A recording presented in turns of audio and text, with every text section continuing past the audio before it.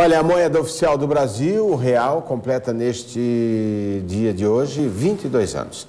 Ele foi implantado pelo governo Itamar Franco em 1994, um governo interino também, né? Itamar Franco, depois de poder passar aí do impeachment do Collor de Mello. E junto com o Plano Real, o objetivo era controlar a superinflação da época. Mas como será que ele se comportou por essas 2 décadas, hein? Uma pesquisa mostra que o real desvalorizou mais de 80% nesses 22 anos. Quer dizer, um real de 1994 vale hoje 19 centavos. Vamos entender melhor isso na reportagem de Dayana Brocardo e Elias Gotaski. Em 1994, essa moeda de R$1 comprava mais de 2 litros de gasolina. Na época, cada litro custava 55 centavos. Hoje, 22 anos depois, a mesma moeda compra um bombom. Segundo uma pesquisa feita pelo Instituto Assaf, desde 1º de julho de 1994, quando o real começou a circular no país, até 31 de março de 2016, a moeda brasileira perdeu mais de 80% do poder de compra.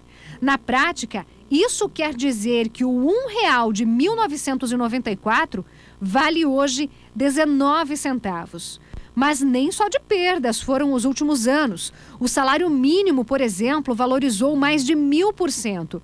Há 22 anos, o salário de R$ 64,79 comprava 117 litros de gasolina pelo preço de 55 centavos o litro. Hoje, o salário de R$ 880 compra mais de 270 litros do combustível, ao preço de R$ 3,20 o litro.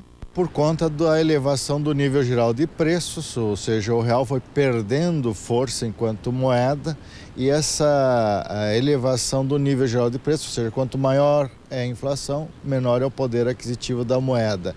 O Plano Real foi implantado em 1994 com o objetivo de controlar a hiperinflação. Naquela época, os preços mudavam do dia para a noite e as pessoas já não sabiam mais quanto valia o dinheiro que elas tinham. Para alguns, a mudança foi positiva, para outros foi negativa. Mas, segundo os especialistas, para a economia do país, a implantação do real foi acertada. Eu sou militar, o meu salário, por exemplo, eu ganhava 14 salário mínimo. Foi para 5. Mudou de 14 para 5. Quer dizer, foi uma diferença muito grande, mas tudo tinha valor. Naquela época eu trabalhava em supermercado, né? Então foi muito polêmica aquela transfusão do dinheiro, até acertar e coisa, né?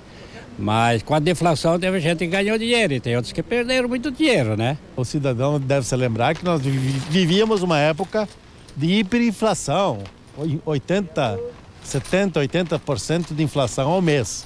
O Plano Real veio para dar um norte com relação à moeda do país. O grande legado do Plano Real é que ele deu estabilidade aos cálculos empresariais, deu estabilidade ao nível de preços, tanto que se fala hoje em controle de inflação de maneira muito forte. Mas essa não foi a primeira vez que o Brasil mudou de moeda. Da época da colonização, lá nos anos 1500 até agora, foram 9 moedas. A primeira delas foi o réis, que segundo os historiadores é uma variação de real, e foi a que mais tempo ficou em circulação, até 1942.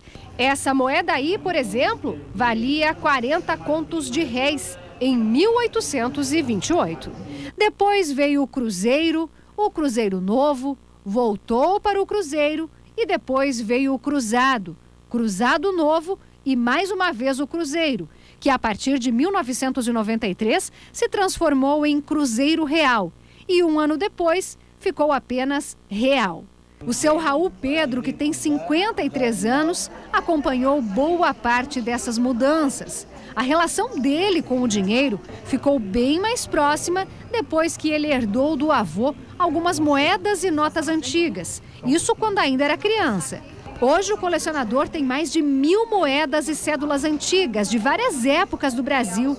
Se não fosse a influência da tal inflação e as oscilações da economia, com certeza esse tesouro aí valeria bem mais. É porque tinha R$1.000, R$200, já era um bom ordenado, era só patrões que tinham esses valores assim em casa. Então, se o valor fosse hoje pela quantidade que eu tenho, seria bem rico.